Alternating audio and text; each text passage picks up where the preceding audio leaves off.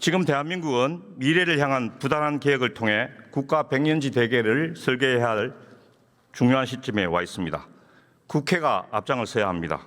국회의 가장 중요한 임무는 입법입니다. 대통령께서도 입법의 속도를 강조하셨습니다.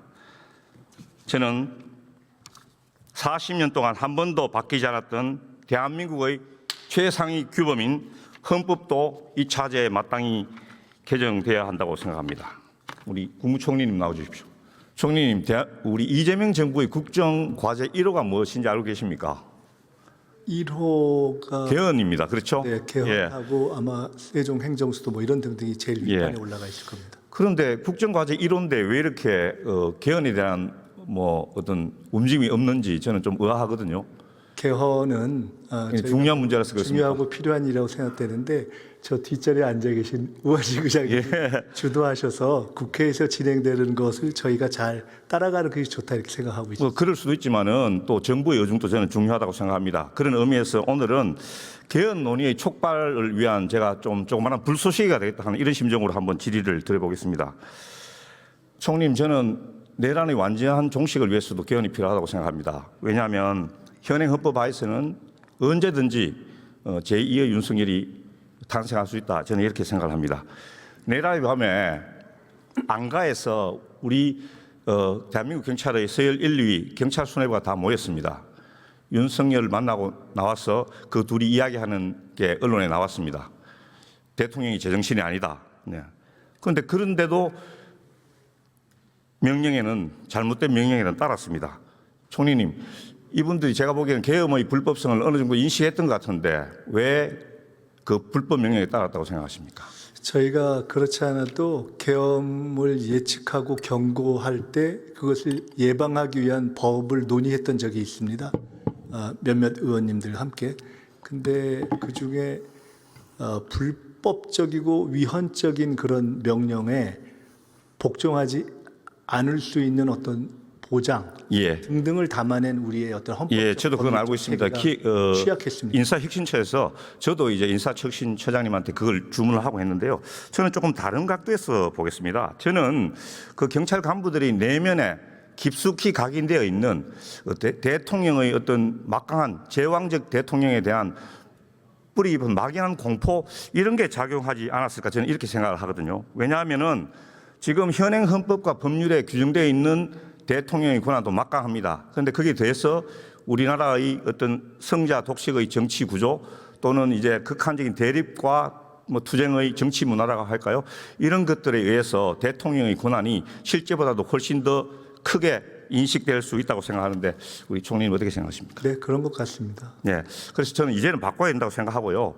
이제 개인의 선의는 믿을 게 못 된다. 그래서 제도를 바꿔야 된다 이렇게 생각을 하거든요. PPT 한번 보실까요? 제가 국정과제 1호 적을 그대로 옮겨온 건데요. 총리님, 국무총리 국회 추천제, 대통령 거부권 제한, 감사원의 국회 이관, 대통령의 권한 책임은 강화하고 권한 부서시킨다. 저게 모두 다 우리 이재명 정부의 국정과제 1호에 다 포함이 되어 있습니다. 그렇다면은 우리 공약 이행률 95%를 자랑하는 우리 이재명 대통령이라면 이재명 정부라면은 마땅히 어떤 준비나 논의에 착수해야 되지 않나 저는 이렇게 생각을 하거든요. 사실 저 5.18 민주화운동 헌법 원포인트 수록은 제가 당의 정책위의장으로 있을 때 처음 제안한 것이고 그다음에 지금 쭉 말씀하신 국무총리 추천제 등등을 포함한 내용은 이재명 대통령께서 후보 시절에 다 수용하고 그렇습니다. 반영했던 내용인데 아까 말씀드렸듯이 개헌 문제는 알겠습니다. 국회와 국민의 동의가 필요해서 정부가 또는 대통령이 이렇게 선도하면 오히려 될 것도 안 될 수 있다는 것 때문에 저희들이 조금 자제하면서 네, 제가 그래서 그럼 여기 이제 국회에서 논의를 촉발하는 차원의 이제 제가 질의를 하고 있는 겁니다. 총리님, 검찰 개혁도 마찬가지입니다.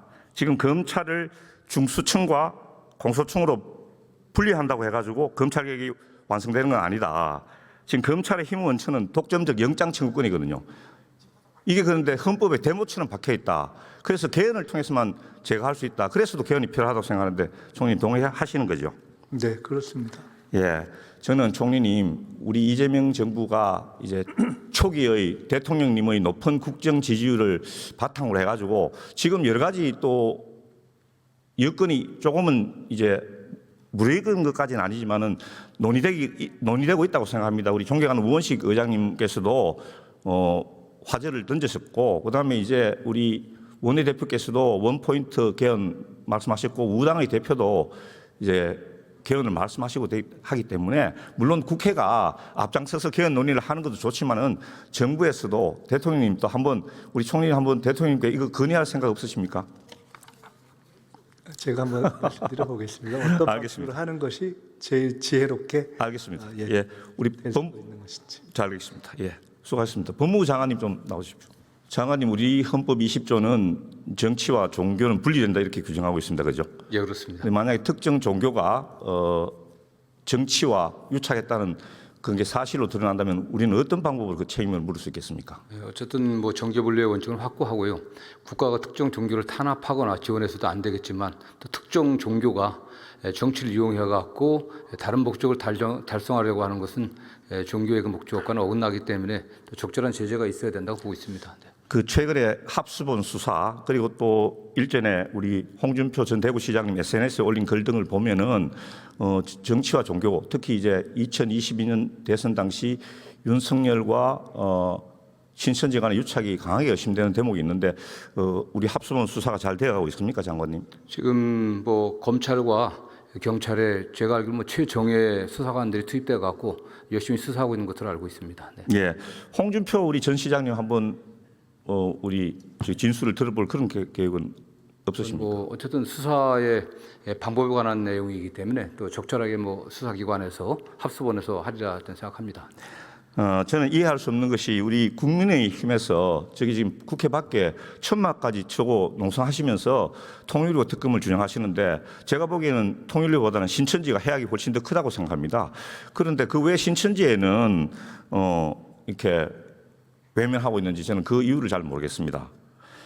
장관님, 그래서 이게 지금 특검은 안 되더라도 합수본이라는 수단이 있지 않습니까? 정예부대를 꾸렸었으니까 반드시 그 전모를 밝히시고 합당한 책임을 조금 반드시 엄중하게 물어주시기 바랍니다. 네, 지금 뭐 어떤 검찰, 경찰의 수사관들이 최선을 다해 열심히 하고 있습니다. 네, 잘 지원하고 또 독려하도록 하겠습니다. 예, 알겠습니다. 예, 수고하셨습니다. 다음 우리 행정안전부 장관님 좀 나와주십시오. 장관님, 수고 많으십니다. 최근에 여러모로 경찰의 권한이 커졌습니다. 그래서 저는 경찰에 대한 민주적 통제가 강화돼야 된다고 생각하거든요. 그래서 첫 번째로 장관님, 경찰청장 외부 개방형 하면 어떻겠습니까? 네, 검토해볼 만한 사안입니다만 또 경찰의 그 전문성이나 뭐 이런 부분들을 또 함께 고려해야 될 사안이 아닌가 생각을 하고 있습니다. 예. 저는 이번에 만약에 계엄 당시에 경찰청장이 외부에서 충분한 가치관과 경험을 쌓고 들어온 분이 있었다면은 경찰의 대응은 달라질 수 있었다. 저는 이렇게 생각을 하거든요. 자, 그다음 지금 중수청이 새로 생기지 않습니까, 장관님? 네, 청문회, 인사청문회 하죠. 네, 인사청문회 대상인 것으로 알고 있습니다. 장관님, 그렇다면은 굉장히 큰 국내 최대의 수사 조직을 거느리고 있는 국가수사본부장 여기에 대해서 이 직위에 대해서도 한번 인사청문회 해보는 게 어떻겠습니까? 국가수사본부장은 이 독립적인 그 또 기관장이라기보다는 경찰청의 예. 한 부속 이 기관이기 때문에 그렇게 규정할 수 있을지 좀 논의가 필요한 것 같습니다.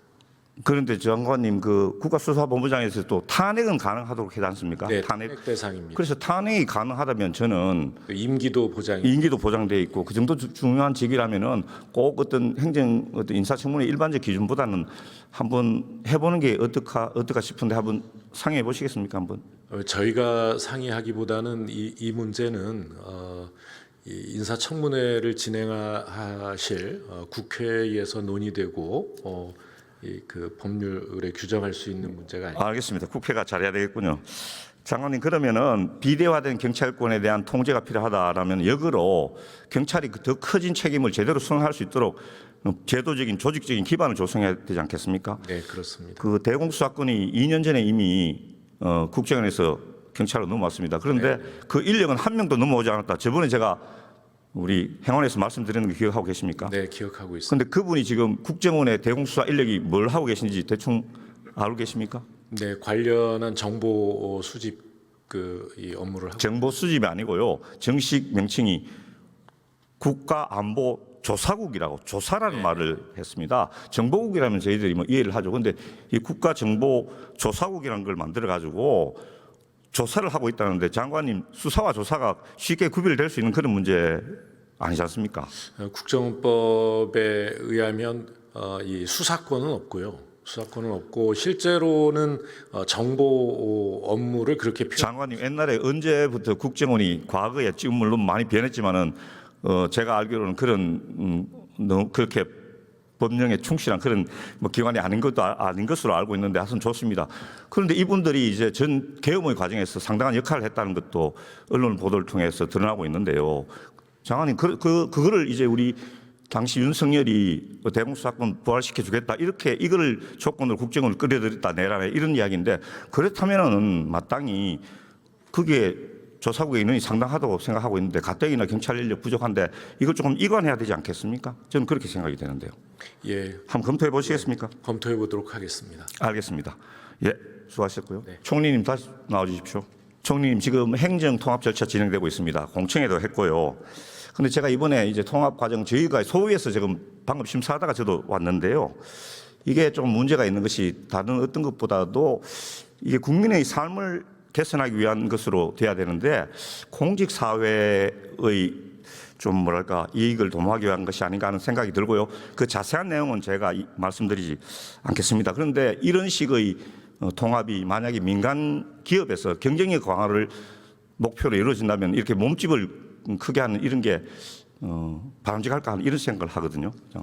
사실 광역 통합이 되면 그 통합 지방 정부를 이끄는 공무원들의 또는 선출직 공직자들의 힘이 더 세지는 거 아니겠습니까? 어떤 의미에서. 예. 그것보다는 또 어떤 저희들의 지향이 기초단체, 기초 차원의 어떤 권한이 분산되는 것도 있고 더 근본적으로는 해당 지역에서의 뿔뿔이 국민, 시민, 도민들의 어떤 지방정부에 대한 통제권이 강화되는 것이 더 중요하다고 생각하기 때문에 일단 광역지방정부의 통합이 진행되지만 아마 그런 부분에 대한 문제의식을 갖고 말씀하신 것이라고 생각합니다. 그렇습니다. 그런 부분을 반영하면서 개선할 수 있는 방책을 중앙정부도 노력하고 이제 지방정부를 이끌어 가실 분들이 저는 반드시 명심하셔야 된다고 생각합니다. 예. 그래서 이제 지방 정부들이 제가 심사를 하면서 이렇게 쭉 보니까 지방 통합 시도에서 일관적으로 가장 강력하게 요구하는 것이 물론 예산이나 뭐 기관 이전 이런 것도 중요하지만은 법적인 권한이거든요. 법적인 제도적인 권한. 그래서 저도 제가 생각하기에도 예산을 한꺼번에 이렇게 주는 것은 물고기를 그냥 갖다가 이렇게 하루거리로 주는 것이고 물고기 잡는 방법을 가르쳐 줘야 된다. 저는 이렇게 생각을 합니다. 총리님 혹시 이 통합 시도가 무슨 어떤 권한을 구체적으로 요구하고 그중에서 우리 정부가 수용 곤란하다고 밝힌 게 어떤 게 있는지 대충 아십니까? PPT 한번. 제가 대략 봤고요. 예. 그 중앙정부가 수용하기 어려운 것은 반드시 전국에 일관되게 적용돼야 되는 일종의 규정 내지는 뭐 이런 것들. PPT 있습니까? 지금 저기 나오는데요. 총리님. 여기 보면은 광고물 등 자유 표시 구역이 있습니다. 이거를 중앙에서 가지고 있고 이것조차도 통합 시도가 못한다 이러면 이건 좀 문제 아니겠습니까? 저 부분은 아마 1차적으로 각 부처에서 기존의 어떤 관성 같은 것에 입각해서 일단 조금 논쟁거리가 있다 한 부분을 불수용한 것으로 알고 있고요. 종합적 관점에서 다시 재검토할 것입니다. 예, 총리님께서 한번 관심을 가지시고 일일이 한번 체크해 보셔야 된다고 저는 생각합니다. 이 대목에서 저는 또 다시 이제 개헌을 조금 이야기하겠는데요. 양적으로 몸집을 키운 그런 측면에서의 통합은 경쟁력이 없다. 그래서 분권형 개혁을 해서 현행의 지방자치단체의 개념보다는 미국의 주 단위 근접하는 똑같을지는 몰라도 근접하는 법적인 제도적인 권한을 가진 이른바 리저널 스테이트 지방 정부를 만들어야 된다. 저는 이렇게 생각하거든요. 그래야지 이제 경쟁력이 생기고 독자적인 발전이 가능하다 이렇게 생각을 합니다. 미국식이 어떻게 보면은 주가 먼저 있고 이제 중앙이 만들어진 연방제인데 예. 우리는 그렇지는 않은 과정에서 이제 역 코스를 밟고 있기 때문에 그렇지만 이런 광역통합정부가 만들어지고 재정과 각종 권한이 이양되면 지금 또 다음 4년 또 그 다음 4년 예. 이렇게 진행되면 점점 준미국식, 연방제식으로 발전해 갈 것이다. 그렇게 예, 저도 꼭 그렇게 기대하겠습니다. 총리 마지막으로 간단하게 저희 지역 현안에서 여쭤보겠습니다. 네. 용인 반도체 클러스터 이게 시장의 힘 그리고 경제의 논리로 선정이 됐는데 이걸 정치의 셈법으로 바꾼다 이거에 대해서 어떻게 생각하십니까? 어렵다고 봅니다. 그렇죠. 시장과 기업의 판단하는 우리 것이 맞다고 봅니다. 대통령께서 분명하게 이제 이게 말씀해 주셨기 때문에 동료나 이런 건 사라졌는데 그래도 지역 주민들이 안심하고 생업에 종사하시도록 한 말씀만 더 부탁드리겠습니다. 네, 현재 이미 시장의 판단 그리고 기업의 결정에서 된 부분을 정부가 인위적으로 변경시키는 일은 없을 겁니다. 정부가 향후에 어떤 국가 발전 전략에 있어서 지방을 발전시키고 특히나 그 과정에서 지방의 산업과 기업이 가면 좋겠다 생각을 가지고 있는 것은 확고합니다. 예. 그러나 그것은 그런 환경을 만드는 방식으로 진행될 것입니다. 알겠습니다. 예, 감사합니다. 예, 국민 여러분 며칠 있으면 최대 명절 설이 다가옵니다. 비록 오늘이 힘들더라도 희망과 용기로 살아가신다면 우리에게도 꽃피는 봄날이 반드시 올 것으로 믿습니다. 우리 이재명 정부와 더불어민주당 그리고 저희 국회의원들도 여러분들의 삶의 향상을 위해서 최선을 다하겠습니다. 새해 복 많이 받으십시오. 감사합니다.